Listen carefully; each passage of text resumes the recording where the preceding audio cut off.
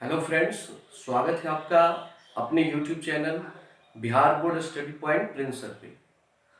फिर से आज की क्लास में हम लेकर आए हैं आपके लिए क्लास 10th का मैथ, जिसे केसी सिन्हा जी ने लिखा है रोज की तरह, वही बुक चलेगा।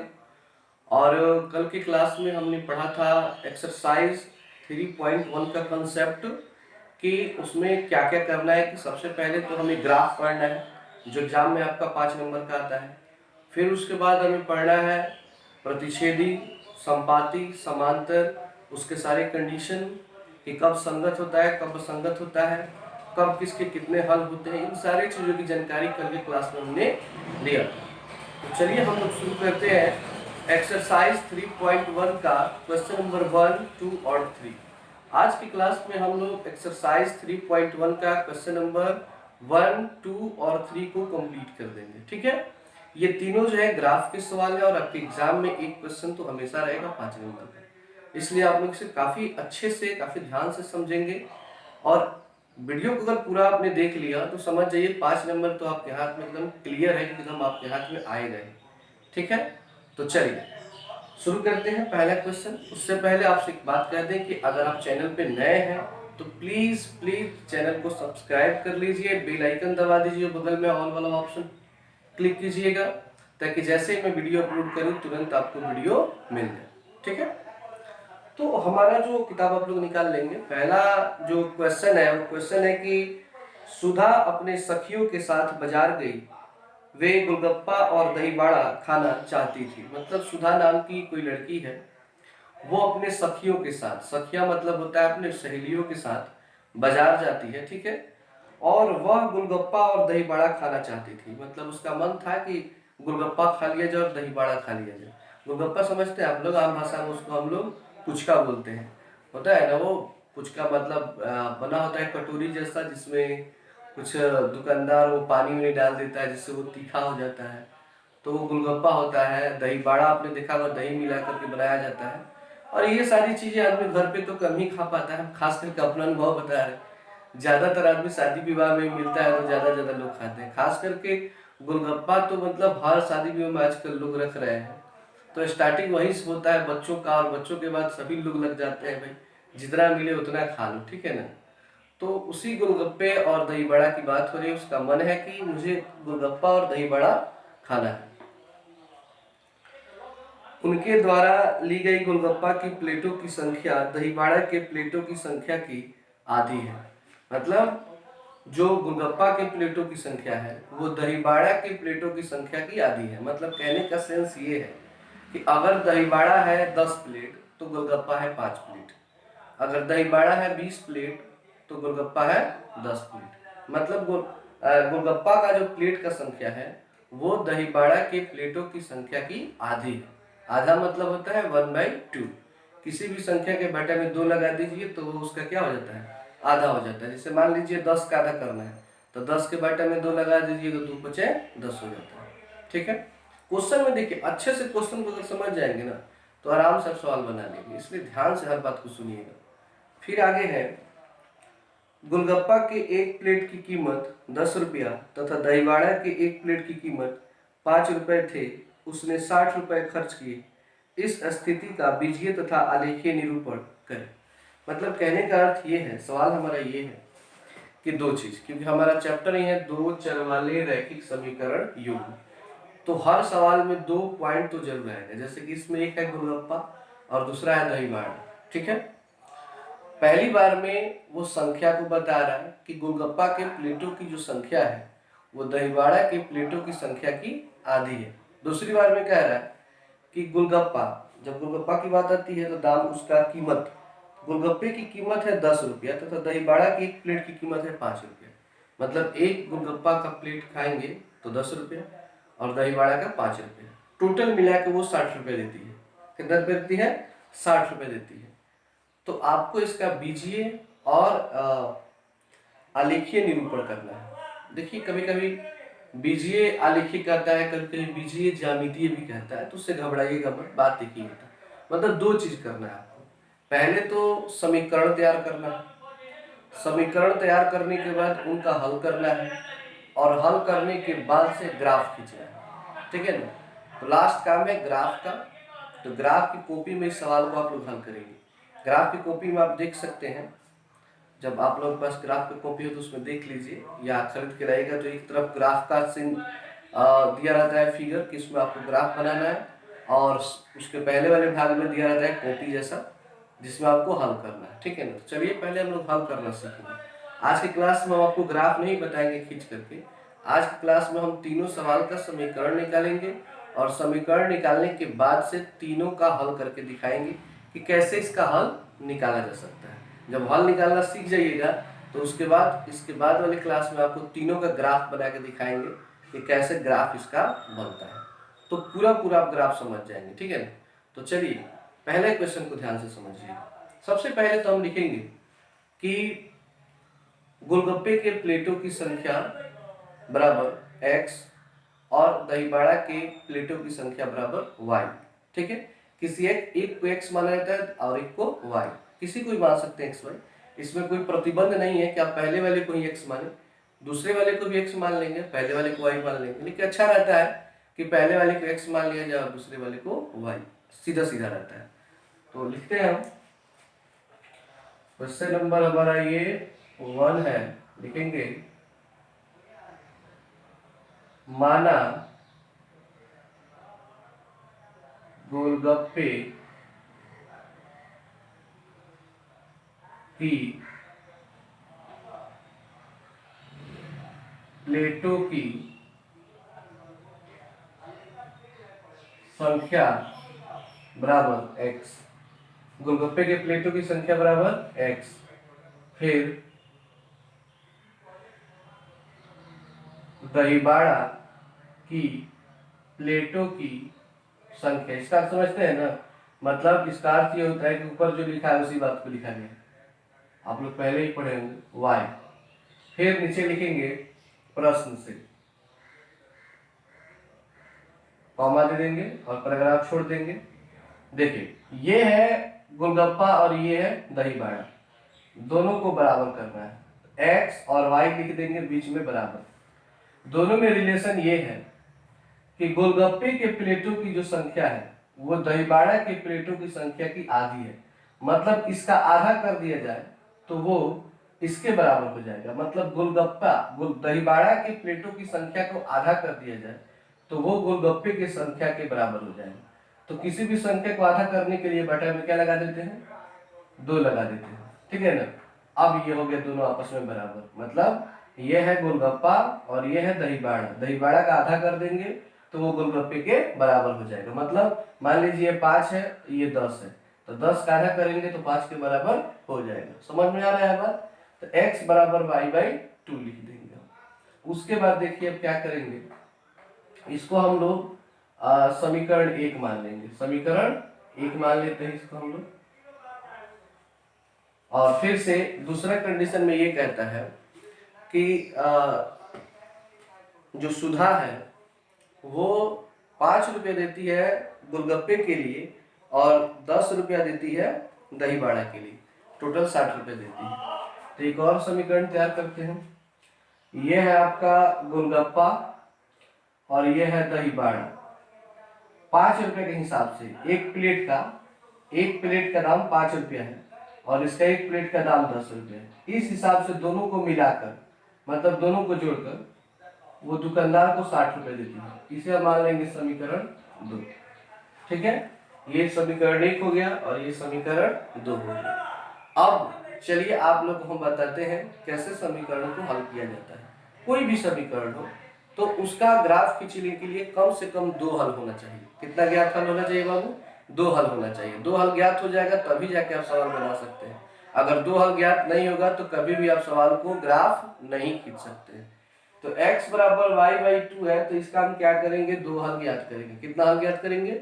2 हल, और इसका भी 2 हल निकालेंगे। तरीका सेम एक ही जैसा होगा। ठीक है ना। तो चलिए इसको समझते हैं। पहले समीकरण का हम 2 हल ज्ञात करते हैं।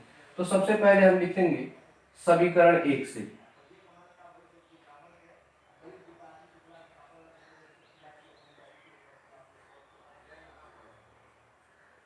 समीकरण 1 से समीकरण 1 उतार देंगे। x बराबर y/2। और यहाँ से कल आप लोग को याद होगा मैंने बताया था कि दो चर वाले रैखिक समीकरण का अनंत हल होता है। मैंने 3 4 5 हल करके दिखाया भी था। तो अपने मन से आपको y का मान, इसका मान y का मान कुछ भी मान लेना है, 1 2 3 4 5 6 7 8 9 10, जितना जो मन करे वो मान सकते हैं। लेकिन ज्यादातर स्टार्ट करना चाहिए 1 से, ध्यान देना चाहिए कि कट जाना चाहिए।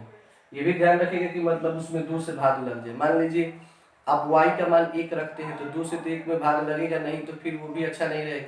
तो सीधा आप 2 रखिए, y का मान 2, ताकि 2 से 2 क्या हो जाएगा, कट जाएगा। तो लिखेंगे जब y बराबर 2, इसलिए x बराबर y की जगह 2 बटा में 2, तो 2 से 2 क्या हो जाएगा, कट जाएगा, तो आ गया 1। यानी जब y बराबर 2 तो x का मान 1। फिर जब y बराबर 3 रखेंगे तो भी 2 के पारा में 3 नहीं आता है, तो 4 रखेंगे, y बराबर 4। ठीक है, आप लोग नीचे ही लिखिएगा, हम इधर लिख रहे हैं, जगह कम है इसलिए। अब आप लोग भी मत क्या कीजिए, कॉपी में ऐसे ही अंडरलाइन करके इधर लिखना शुरू मत कर दीजिए, ठीक नहीं रहेगा, गलत हो जाएगा। इसलिए आप लोग नीचे लिखते चलेगा जब तक आपकी कॉपी में जगह है। तो y बराबर 4, इसलिए x बराबर y बाई 2 है, तो इसलिए x का x और y की जगह आप लिख देंगे 4 और बटा में 2, 2 दूना 4, ये 2 मार्क में कट गया, तो 2 हल निकल गया इसका। तो आप लोग एक सारणी तैयार करेंगे और इस सारणी में यहाँ पे x और यहाँ पे y, यहाँ पे आप y का मान भरेंगे। आपने सबसे पहले y का मान क्या लिया था, 2, तो x का मान कितना आया था, 1, तो आप यहाँ पे y की जगह 2 और x की जगह 1। फिर आपने y का मान कितना लिया था, 4, तो x का मान 2। तो ये आपने पहले समीकरण का 2 हल ज्ञात कर लिया, पहले समीकरण का 2 हल ज्ञात कर लिया। अब हम दूसरे समीकरण का 2 हल ज्ञात करेंगे और उसके बाद से ग्राफ खींचेंगे। समझ में आ रहा होगा बात? तो चलिए इसको आप लोग उतार लीजिए, स्क्रीनशॉट ले लीजिए, इसको मिटाएंगे हम और फिर दूसरे समीकरण का 2 हल ज्ञात करते हैं।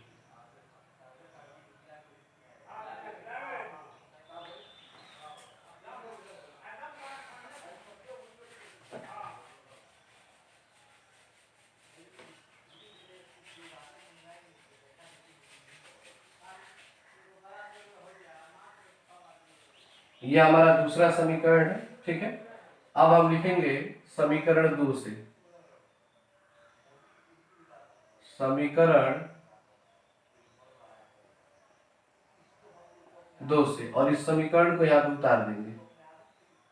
5x प्लस 10y बराबर 60, इसको मिटा देते हैं। अब देखिए इसमें करना क्या है कि हाँ, इस टाइप के जब मतलब समीकरण है, जैसे कि इसके पहले वाला समीकरण था तो डायरेक्टली इधर x का मान था उधर y का मान था, हमने y का मान रख के उसका दो दो मान ज्ञात कर दिया। लेकिन इसमें ऐसा कुछ नहीं है, इसमें पहले प्लस 10y उधर भेजेंगे तो ये माइनस होगा और ये फिर 5 गुणा में है तो बटा में जाएगा, ठीक है ना। तो बीच में बराबर का चिन्ह हो ना बाबू, तो हमेशा शुरू में याद दे देना चाहिए, इसको याद पढ़ते हैं और अंग्रेजी में कहते हैं एम्प्लाइज दैट। क्या बोलते हैं, एम्प्लाइज दैट। तो फिर ये हमारा हो गया 5x बराबर, पहले से इसमें 60 है और प्लस में 10y इधर आके क्या हो जाएगा, माइनस 10y। फिर ये 5 गुणा में है तो ये चला जाएगा बटा में, 60 माइनस 10y के बटा में 5 आ जाएगा। अब ये हो गया पूरा पूरा। अब आपको यहाँ से y का मान मानना है 2 बार और इसका 2 बार हल ज्ञात करना है। तो y का मान आप क्या मानेंगे, देखिए अगर मान लीजिए आप मानते हैं y का मान 1, y का मान 1 मानते हैं, तो 10 में 1 से जब गुणा करेंगे तो 10 होगा और 60 से 10 घटाएंगे तो 50 होगा और 50 में 5 से भाग देंगे, 5 से भाग देंगे तो 5 या 50 कट जाएगा पूरा पूरा। और मैंने बताया कि ध्यान रखना है कि पूरा पूरा कट जाए तो अच्छा रहता है, ऐसा नहीं कि गलत हो जाएगा, नहीं कटेगा तो मतलब अच्छा रहता है ग्राफ खींचने के लिए, ठीक है ना, क्योंकि ग्राफ में दशमलव बैठाना थोड़ा कठिन हो जाता है। तो हम y बराबर 1 ले लेते हैं, लिख देंगे जब y बराबर 1, इसलिए x बराबर 60 माइनस 10y, 10 गुणे y का मान 1 और बाटा में 5। या x बराबर 60 माइनस 10 से कम 10, अब बटा में 5। अब आप लोग तो समझ ही गए होंगे, 60 में से 10 घटाएंगे तो 50 बटा में 5 और 5 दाइया 50, तो x का मान कितना आ गया बाबू? 10 आ गया। जब हमने y का मान 1 रखा तो x का मान 10 आ गया। और फिर से वही बात बताएंगे, नीचे जगह नीचे ही लिखिएगा, इधर मत आ जाइएगा, ठीक है ना? नहीं होगा तब इधर आइएगा। अब देखिए, अब x अब y के मान फिर सोचिए, अगर 2 रखते हैं तो 10 दूना 20 और 60 में से 20 घटाएंगे तो 40, अब पाना बाटे 40, यानी 5 से भाग लग जाएगा तो 2 रख सकते हैं। तो फिर हम यहाँ पे लिखेंगे जब y बराबर 2, इसलिए x बराबर 60 माइनस 10y, तो 60 माइनस 10 गुणे y का मान 2, अब बटा में 5, या x बराबर 60 माइनस 10 गुना 20, अब बटा में 5। फिर x बराबर 60 से 20 घटाएंगे तो 40 बटा में 5, 40 का आधा करेंगे, सॉरी 5 से भाग देंगे 40 में तो पाना बटे 40, तो x का मान कितना आ गया बाबू? 8 आ गया। तो इसका भी दो हल हम निकाल लिए। अब समझ गए होंगे कि किसी भी दो चर वाले रैखिक समीकरण का आप दो हल कैसे ज्ञात कर सकते हैं। दो हल क्या, 3 4 5 कितना भी कर सकते हैं, लेकिन ग्राफ खींचने के लिए कम से कम दो हल मिल जाए तो काम चल जाता है। आप 3 हल भी कर सकते हैं, 4 हल भी कर सकते हैं, ग्राफ उस पर भी खींचा जा सकता है, लेकिन कहने का तो क्या जरूरत है, ऑलरेडी पहले से ही इतना लंबा होता है। तो दो ही हल पे अच्छा रहता है, एक्स वाई। सबसे पहले मैं y का मान 1 रखा यहाँ पे, तो x का मान कितना आया था? 10, और जब 2 रखा तो कितना आया? 8 आया। तो इस तरह ये हमारे सवाल का हल हो गया। अब इसका हमें क्या करना है, आलेखीय निरूपण करना है, मतलब ग्राफ खींचना है। तो मैंने बताया कि इसके बाद वाले वीडियो में ग्राफ खींचना भी सिखा दूंगा आपको। तो आप लोग हल करना तो अब सीख गए होंगे। तो चलिए इसका भी स्क्रीनशॉट ले लीजिए, उतार लीजिए, और उसके बाद इसको नोट्स बना लीजिएगा। ग्राफ वाला पेज छोड़ दीजिएगा, ग्राफ की कॉपी में ही बनाना है, इसको भी ध्यान रखिएगा। उस नोट्स में मत बनेगा जो 1 पट और 2 पट बनाएंगे, उसमें नहीं बनाना है इसको। तो चलिए अब इसका हम 2 नंबर समझते हैं, इसको आप लोग पहले स्क्रीनशॉट ले लीजिए।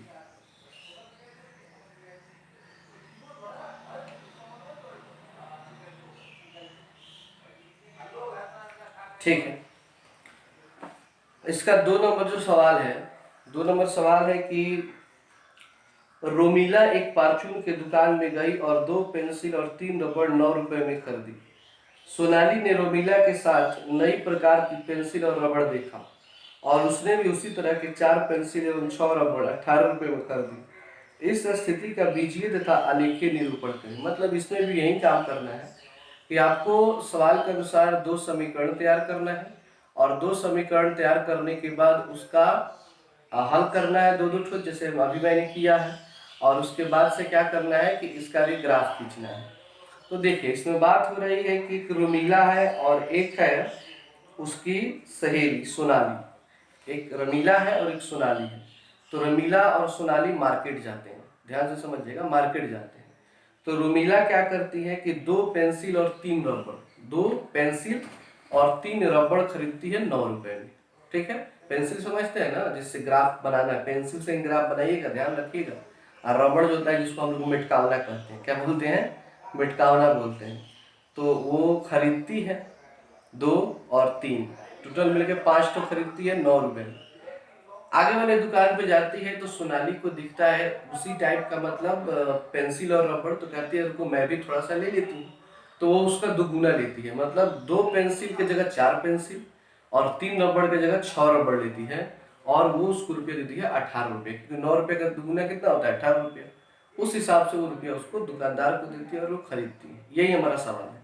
तो इसका हमें क्या करना है कि 2 हल ज्ञात करना है, और 2 हल ज्ञात करने के बाद से हमें इसका ग्राफ खींचना है। ठीक है ना? तो चलिए बनाते हैं सवाल को। ध्यान से सवाल को आप लोग समझते रहिए। आसानी से समझिए, आप लोग क्लास में पढ़ रहे हैं, क्लास में बैठ करके आराम से पढ़ा रहे हैं हम और आप लोग पढ़ रहे हैं, इसलिए एक भी वीडियो मिस मत कीजिए और लाइन बाय लाइन सभी सवाल बनाते रहिए आप लोग, ठीक है ना। तो चलिए सबसे पहले हम लिखेंगे क्वेश्चन नंबर 2 और लिखेंगे कि माना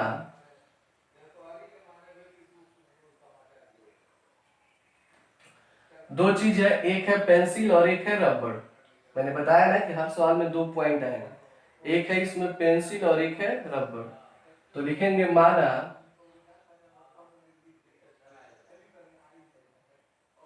पेंसिल की, पेंसिल और रबड़ है, तो पेंसिल 2 ठो है पहले और रबड़ कितना है 3 ठो है, ठीक है ना। टोटल मिला है कितना रुपया 9 रुपया। पेंसिल की संख्या बराबर x और नीचे लिखेंगे रबड़ की संख्या बराबर y।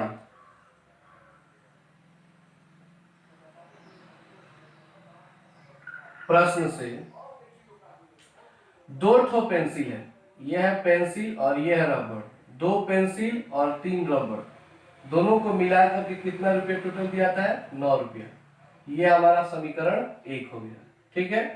फिर से अब ये तो रोमिला खरीदती है, अब सोनाली क्या खरीदती है, अब 4 पेंसिल और 6 रबड़, टोटल रुपया कितना देती है 18। समीकरण 2 कितना इजी निकल गया समीकरण। अब दोनों समीकरण का आप दो हल कर दीजिए और उसके बाद उसका क्या खींचती है, ग्राफ खींच दीजिए। तो चलिए इसका हम हल कर देते हैं। इसके बाद से जो भी सवाल बनाएंगे ग्राफ का, तो उसमें हम केवल समीकरण निकाल देंगे और आप लोग उसका हल कर दीजिएगा ना।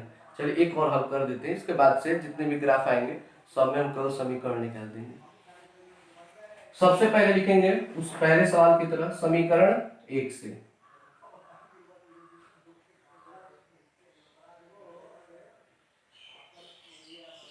समीकरण 1 से 2x प्लस 3y बराबर 9 है।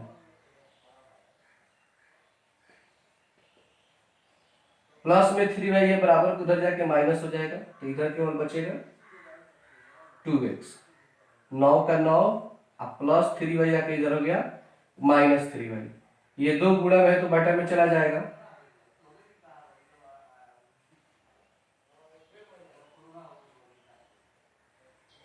आप देखिए y का मान अब आपको मानना है, अगर 1 मानते हैं तो 3 एकम 3, 3 एकम 3 होगा ना, और 9 से 3 घटाएंगे तो 6, और 2 के पढ़े में 6 आता है, इसलिए y 1 माना जा सकता है।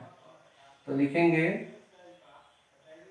जब y बराबर 1, इसलिए x बराबर 9 माइनस 3y है, तो 9 माइनस 3 गुणे y का मान 1 और बाटा में है 2, तो 3 एकम 3।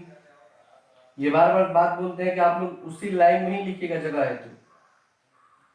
कई लोगों को मैंने देखा है कि हम जैसे बनाते हैं उसी तरह उतार देते हैं, समझते नहीं है बात को। अब है x, 9 से 3 घटाएंगे तो 6 बटे में 2, 2 3 6, तो x का मान कितना आ गया बाबू 3। कब, जब y बराबर 1 रखा है। फिर चलिए एक और चेक करते हैं, 2 रख के 3 दूना 6, तो 9 से 6 घटाएंगे तो 3 आएगा, और 3 आएगा तो वो मतलब 2 के पढ़ा में नहीं आएगा, तो ये अच्छा सेट नहीं कर रहा है। 4 रखते हैं, 3 रखेंगे तो 3 3 का 9, 9 से 9 घटाएंगे तो ये 0 हो जाएगा। ये भी हो सकता है 0 रख लेंगे, वो भी बेटर है, बट थोड़ा 0 नहीं अंक रहता है तो मजा आता है, ग्राफ बनाने में अच्छा लगता है कैसे लाइन खींचना है, ठीक है ना। तो हम क्या करेंगे कि चलिए 4 पे चेक करते हैं, तो 3 चौका 12, 3 चौका 12, और 9 से 12 घटाएंगे तो कितना होगा -3, ये भी नहीं होगा। 5 रखते हैं, 3 पचे 15, 3 पचे 15, और 9 से 15 घटाएंगे तो -6, हाँ 2 के पढ़ा में 6 आ जाएगा, ये रहेगा सही रहेगा। तो हम रख लेते हैं y बराबर 5 रख लेते हैं, ठीक है।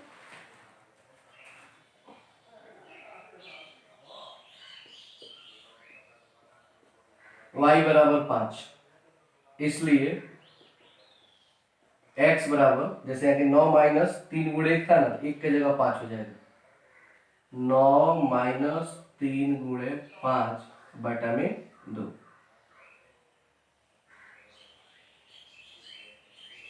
3 पचे 15 बटा 2। 9 से 15 घटाएंगे तो 9 से 15 घटाएंगे तो आएगा -6 बटा 2, कटा देंगे तो आगे हमारा -3 है। ठीक है, अब एक साइड तैयार कर देते हैं।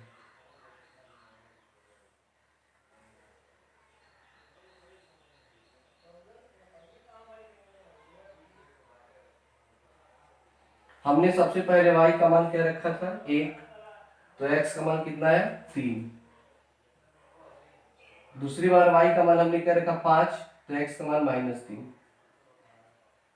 ये हो गया हमारा। अब चलेंगे हम दूसरे समीकरण से। कौन समीकरण? दूसरे समीकरण का ठीक इसी तरह हल निकालेंगे। ठीक है ना, 4x + 6y बराबर 18। तो यहां से आप देख सकते हैं 4, पहले तो लिखेंगे समीकरण 2 से,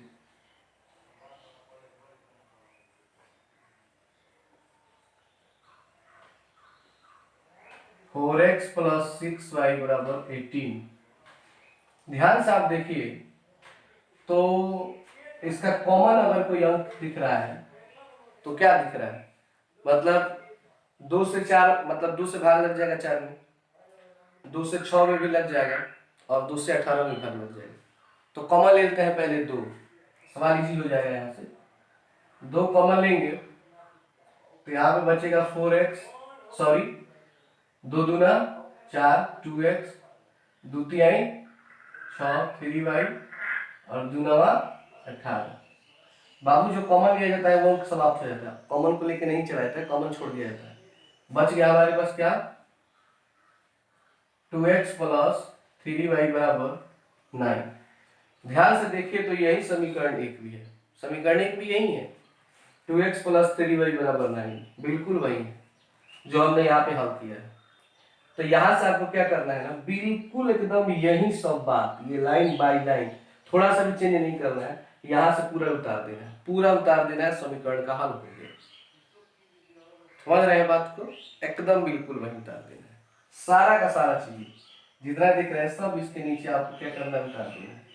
और जब ग्राफ खींचा जाएगा तो बताऊंगा कि इस टाइप के प्रश्न का ग्राफ हम कैसे खींचते हैं। तो चलिए इसको नोट कर लीजिए और उसको आप लोग जब छोड़िएगा मत, वहां पे ले जाके जरूर उसको उतार नोट कर लीजिएगा।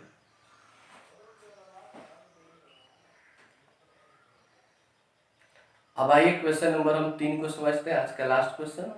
मैं इसका समीकरण निकाल देता हूं और आप लोग इसको हल कर लीजिएगा। ठीक है,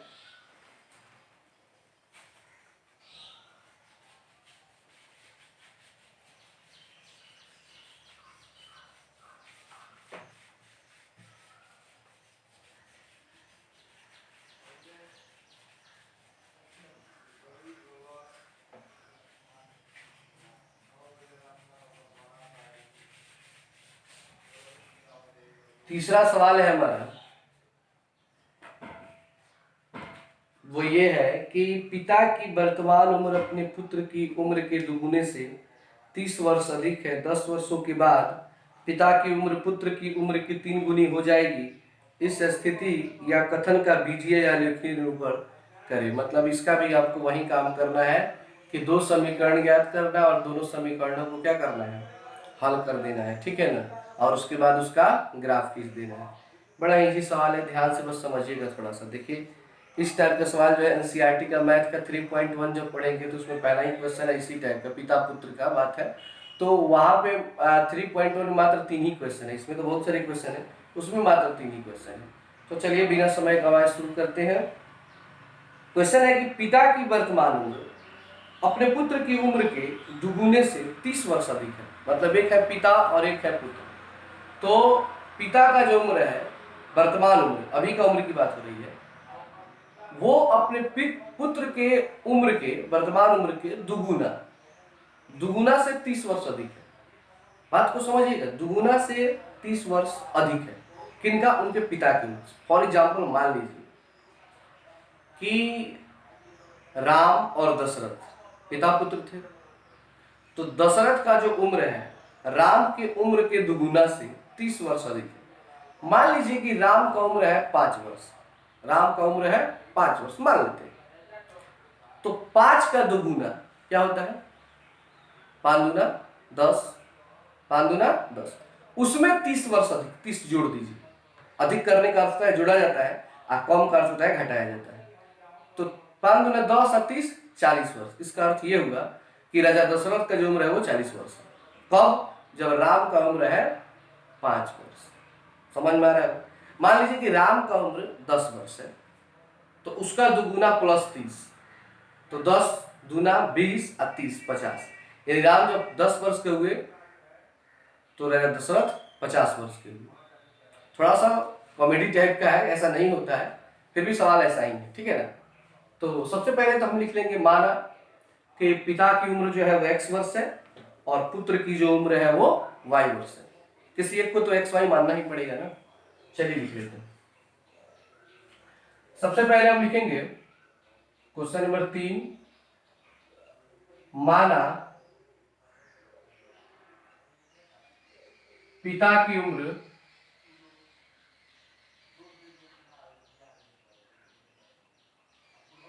x वर्ष, पुत्र की उम्र y वर्ष। तो प्रश्न से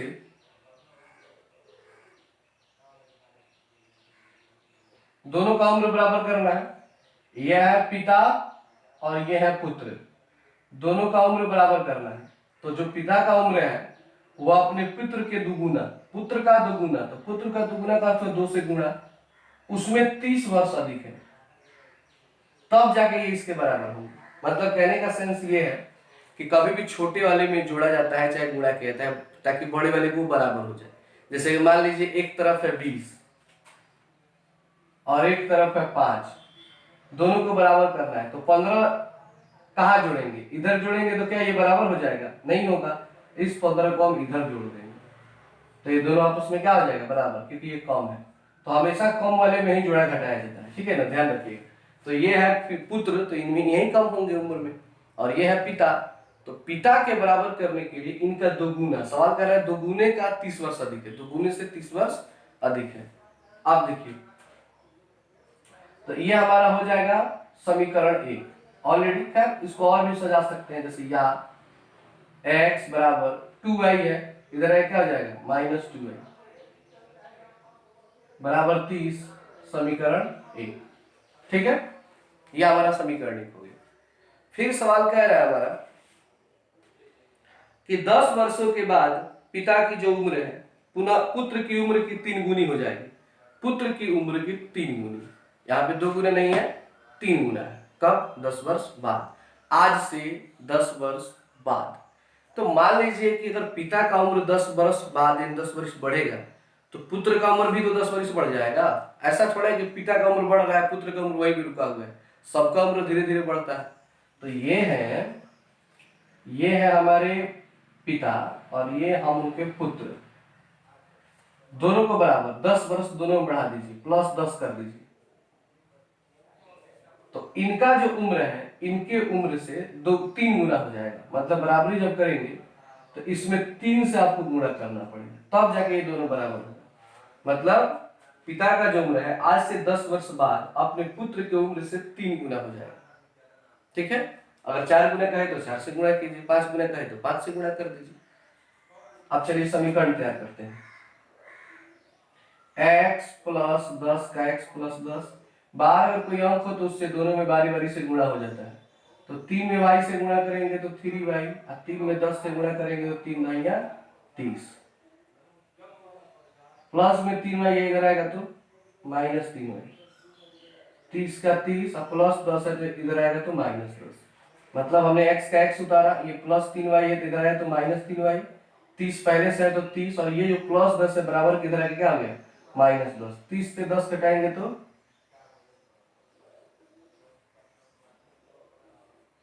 20 हो गया। ये हमारा समीकरण 2 हो गया। तो इस तरह हमें पता चल गया एक समीकरण 1 है x - 2y = 30 और दूसरा समीकरण है x minus 3y equal to 20। तो इस तरह आप लोग आसानी से अब इसका दो हल ज्ञात कर लीजिएगा और इतना कंप्लीट कर लीजिएगा। फिर हम लोग अगले क्लास में तुरंत ही मिलते हैं कुछ समय बाद, और उसमें हम लोग सीखेंगे ग्राफ बनाना कि इसका ग्राफ कैसे खींचा जाता है। ठीक है, तो आज के लिए इतना ही। चलिए इसका स्क्रीनशॉट ले लीजिए। और लास्ट में ये कहना चाहूंगा कि बाबू अगर चैनल पर नए हैं तो चैनल को सब्सक्राइब कर लीजिए, बेल आइकन दबाइए, अपने दोस्तों में इसे शेयर कीजिए ताकि ज़्यादा से ज़्यादा लोग देख सकें, इस चैनल से जुड़ सके, ताकि हमारा भी मनोबल बढ़ सके। देखिए एक सूचना देना चाहता हूँ कि इस चैनल पर तुरंत 11th और 9th का भी वीडियो, मतलब मैथ का स्पेशली, देखिए इस चैनल पे स्पेशली पहले मैथ समाप्त करना है टोटल चारों क्लास का, उसके बाद दूसरे सब्जेक्ट में मैं ज़्यादा मेहनत करूँगा। ऐसा नहीं है कि दूसरे सब्जेक्ट का वीडियो बिल्कुल नहीं आएगा, थोड़ा थोड़ा आएगा, बट ये रोज आते रहेंगे। Thanks for watching this video.